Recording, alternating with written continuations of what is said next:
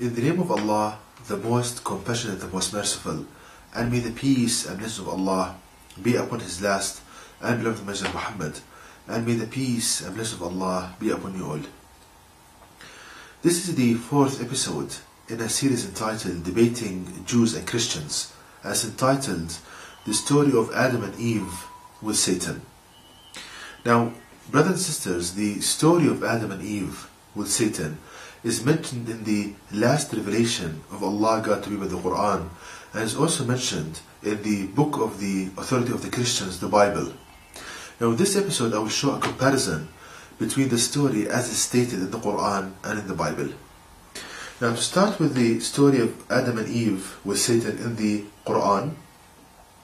Now Allah God Almighty tells us this story in great details in the Quran chapter 7. And you will see the importance of stating this story in this comprehensive manner. So to start with pondering upon verse number 11 of chapter 7 of the Quran, which states, "And surely Allah God created you and then gave you shape. Then Allah God told the angels, prostrate to Adam, and they prostrated except Satan. He refused to be of those who prostrate." So here Allah Almighty tells us the beginning of the story of Satan and what happened with Adam and Eve. So when Allah created Adam, peace be upon him, He told the angels to prostrate to Adam, meaning this is a prostration of respect, to show respect to Adam, peace be upon him. Now all of the angels did that except Satan. So Satan refused to show respect to Adam, peace be upon him. So this is at the start. Allah tells us here that there is that Satan is an enemy for people. So here the relationship between Satan and humans is shown and stated that he's an enemy for us. To continue, in the next verse Allah states, Allah God said, "What prevented you that you did not prostrate when I commanded you?" Satan said, "I am better than him. You created me from fire, and him you created from clay." So here Allah tells us the reason why Satan refused to prostrate to Adam. Because he was arrogant. He was arrogant and he thought that his own desires, his own guesswork is better than the commandments of Allah. So he was arrogant. And we can learn from this verse that in the Quran here stated that Satan said that you created me from fire and you created him from clay. So we see that Allah tells us that Satan, he knows humans and he knows that you are created from clay. So he knows your weaknesses, your vulnerabilities. He knows you. And we will see the impact of this in a minute. Now, the chapter continues in verse 13. Allah said, "O Satan, get down from this. It is not for you to be arrogant here. Get out, for you are of those humiliated and disgraced." So here Allah God Almighty now is telling us that because Satan disobeyed Allah God Almighty, he was arrogant and he showed his hatred toward Adam. Allah disgraced Satan. So we see that Allah God Almighty loves humans and He loves you.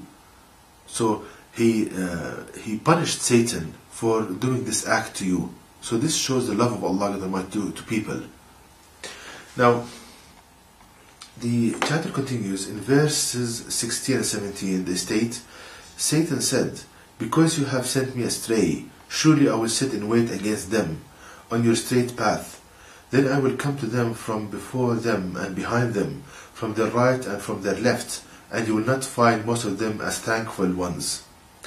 So here, Satan is promising Allah Almighty that he will sit and wait against people on the straight path of Allah Almighty, meaning that when Allah orders people to pray the way the Muslims pray, Satan will try to nullify and to block this commandment. When Allah commands people to worship Him alone, Satan will sit and wait. He will try to distort and block people and nullify what Allah commanded people to do. Now, so the story continues in chapter 7 verse 19, which states, "And O Adam, dwell you and your wife in paradise, and eat thereof as you both wish, but approach not this tree, otherwise you both will be of the wrongdoers." So here Allah is telling us that He placed Adam and Eve in paradise, in heaven. So we see how Allah loves people, and He placed them in heaven, and He wants people to return to heaven. And he commanded Adam and Eve not to eat from a certain fruit of a certain tree in paradise. Now if you think and ponder upon this, what is the importance of Adam and Eve not eating from a certain fruit in heaven? Now we know that nothing can kill you or harm you in heaven. So what's the importance of this commandment? Now the importance is that Allah wants to train Adam and Eve to obey His orders. It's a certain order you must obey. It's not that the food is poisonous or it kills you. No, it's just a training for Adam and Eve to obey His commandments. Now the next verse states, verse 20, states, "Then Satan whispered suggestions to them both in order to uncover that which was hidden from them of their private parts. He said, 'Your Lord did not forbid you this tree, save you should become angels or become of the immortals.'" So here Allah is telling us that Satan whispered to Adam and Eve, whispered to them to nullify, to cancel the commandment of Allah. Because Allah commanded Adam and Eve not to eat from a certain tree. Now Satan comes to nullify and to cancel and to go against the commandments of Allah. So he whispered to Adam and Eve. Now we need to think about this, because we know from previous verses that Allah the Almighty expelled Satan from heaven. So Satan cannot enter heaven. So the question arises, how did Satan whisper to Adam and Eve? Because he was blocked, he was expelled, he could not enter heaven, paradise. So how did he whisper to Adam and Eve? It's something that's very important to ponder upon. It's worth pondering upon and think about how this can happen. Now to answer this question, the question becomes, how does Satan affect us? So the question another way, how does Satan affect us? The only book on the face of the earth which gives this answer is the Quran. So if you ponder upon the Quran in chapter 17 verse 64, Allah gives us the answer. This verse states, "And before them gradually those whom you can among them with your voice." So this is part of the verse. Allah teaches us that Satan, he affects us by whispering to us, meaning that he talks to us. That's the way that Satan affects us, that he talks to us. And he tries to trick us and befool us with the thoughts contained in his voice. Now here somebody might ask that I only hear the voice of myself. So where is this voice of Satan? Allah gives us the answer in the Quran in chapter 114 verse 4, which states, "From the evil of the whisperer who hides." So Allah teaches us that Satan, he whispers to you, but at the same time he hides from you. Meaning that he talks to you, but at the same time he does not want you to feel his presence. So how can he accomplish this? Now the only way that he can accomplish this is if he matches his voice to your own voice. Your own voice is the voice you hear in your head when you are thinking quietly to yourself. So the only way that Satan can talk to you and at the same time hide from you is if he matches his voice to your own voice. So he makes his voice identical to the one you hear in your head. And a thought pops up in your head and you think that yourself is telling you this while actually your companion devil. And so this is the scientific way on how Satan affects us. And Allah gives us the answer on how to distinguish between the thoughts of our own self and that of Satan. If we ponder upon verse number 169 of chapter 2 of the Quran, which states, "He, i.e. Satan, commands you what is harmful, sinful, and say about Allah what you have knowledge of." So Allah teaches us here that you can distinguish between the thoughts of ourselves and those of Satan by analyzing the content of the thoughts. So Satan whispers to you ideas of harm, to hate yourself and others, ideas of lust and perverted sexual ideas, and to say about Allah what you have knowledge of. These are the kind of thoughts that Satan whispers to you with. For example, if you hear a thought in your mind, as if you are thinking to yourself, telling you, look, as if you are thinking to yourself with these thoughts, telling you in your mind, what is the purpose of this life? Why are you living? Nothing good will happen to you. Why don't you kill yourself? Then you will go to a happier place. So you see that he comes to you with a voice match the one you think with, and he commands you to do harm, to hurt yourself and others. Now, how to prove this? Now, somebody might think of this as a theory from the Quran, as a hypothesis from the Quran. Now, how to prove this? The way to prove this is to compare these findings with experiments. Now, if we do a scientific experiment by asking those who suffer from mental disturbances and ask them what kind of thoughts that give you pain, mental pain, they will tell you that we experience the following type of thoughts that give us mental pain and anguish. Firstly, ideas of harm, to hurt ourselves and others, ideas of lust and filth, and thirdly, blasphemy. Blasphemy meaning insulting religious values. So if we compare the kind of thoughts that Satan whispers to people with, as stated in the Quran, commands you harmful acts, sinful acts, and to say about Allah what you have knowledge of. If you compare this with the kind of thoughts that people with mental disturbance suffer from, harm, lust and filth, blasphemy, we see a perfect match between the two. So there's a perfect match between the scientific experiment and the conclusions from the Quran. So this theory, if a person thinks of it as a theory, it becomes a law. So we see, brothers and sisters, the knowledge that you can learn from the Quran, and why Allah Almighty told us the story of Adam and Eve with Satan in perfect details, because of the knowledge we can learn from it, and the mercy that we can apply in this life. Because once you know that the ideas that cause you mental pain and anguish, cause you mental disturbances, are not from yourself, but from your companion devil, then you know that they are all lies designed to hurt you, and it's not your own self telling you this, and they are not correct. Now, the way for the cure of mental disturbances, Allah gives us also in the Quran in 2 verses. The first one, we learn from it that whenever a person experiences these types of thoughts with the voice match, the one you think with, a person should seek refuge with Allah God Almighty, meaning you should remember that the source of these thoughts is not yourself, but Satan. Allah, and they are all incorrect. Allah will not hold you responsible for them. Allah will judge you whether you believe them and carry them out or not. The second step, do not follow, as Allah says in the Quran, do not follow the footsteps of Satan, meaning do not agree nor carry out what Satan is telling you. He's telling you to kill yourself, don't. He's telling you to hurt others, don't. He's telling you to commit adultery, don't.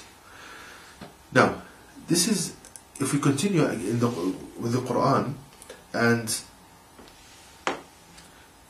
the story continues in chapter 7 verse 21, which states, and he, Satan, swore by Allah God to them both, verily I am one of the sincere well-wishers for you both.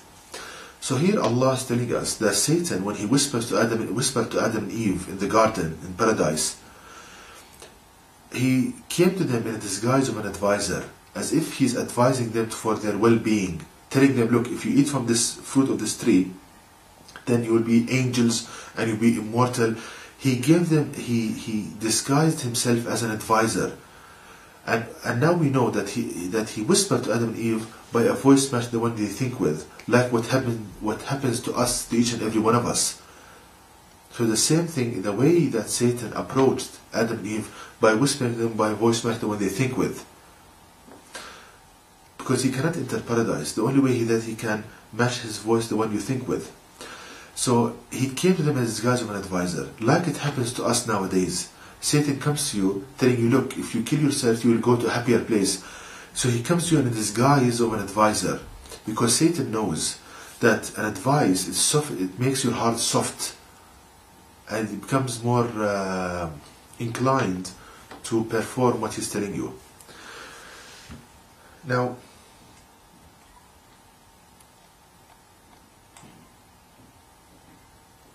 and also Allah states in the Quran in chapter 7 verse 27 the following, O children of Adam, let not Satan deceive you as he got your parents out of paradise. So here at this part of the verse, Allah is warning us and telling us that do not be deceived by Satan, do not carry out what he's telling you in your mind by a voice matching the one you think with. like he deceived and tricked Adam and Eve. So Allah is drawing our attention here that there is great knowledge in the story of Adam and Eve, peace upon him, with Satan. And I showed part of this knowledge in this video. So we see how the knowledge of the Quran is far superior to the knowledge of people, because the diagnosis and cure of mental disturbances is something that people fail to do with the knowledge nowadays. But Allah teaches us how to diagnose and how to cure mental disturbances from the Quran. So we see the superiority of the knowledge of the Quran. Now this is the story of Adam and Eve in the last revelation of Allah got to with the Quran. Now let's compare this with the story of Adam and Eve as stated in the Bible. And the Bible is divided into the Old Testament and New Testament. So in the Old Testament, in Genesis, the first book of the Bible, in chapter 3, 1 to 5, I will read it and then comment on this story as stated in the Bible. Genesis 3, 1 to 5 reads, "Now the serpent was more crafty than any of the wild animals the Lord God had made. He said to the woman, 'Did God really say, you must not eat from any tree in the garden?' The woman said to the serpent, 'We may eat fruit from the trees in the garden, but God did say, you must not eat fruit from the tree that is in the middle of the garden, and you must not touch it, or you will die.' 'You will not surely die,' the serpent said to the woman, 'for God knows that when you eat of it, your eyes will be opened, and you'll be like God, knowing good and evil.'" So, the story of Adam and Eve is stated in the Bible, but it is distorted. It's corrupted. How?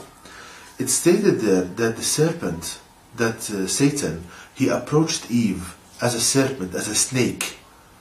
So it's stated in the Bible that Satan approached Eve a snake, like in the form of a snake. So, firstly, we know that Satan is expelled from paradise. So how can he enter it? That's first thing. Second thing, that it's stated in the Bible that Satan approached Eve as a snake, as a serpent.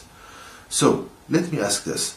How many of you that you experienced that a snake came up to you, approached you, and talked to you, trying to drive you away from the commandments of Allah, God? Again, the question, is there anyone where a snake approached him and told him ideas and told him things that drove him away from Allah, God? No one. So this distortion in the image, in the story, this corruption in the story, destroys the whole point. It nullifies the whole point of the story. The wisdom in telling the story is Allah Almighty wants to expose Satan to you so that you will be saved from him in this life.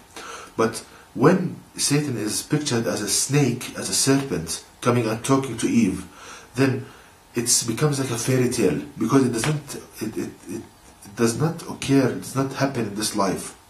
While if you compare it with the Quran, that you can experience this story each and every day in your life, and you can learn from it, and you can be saved from Satan. But here, it becomes like a fairy tale, something unlinked with the reality, something that which is strange, bizarre.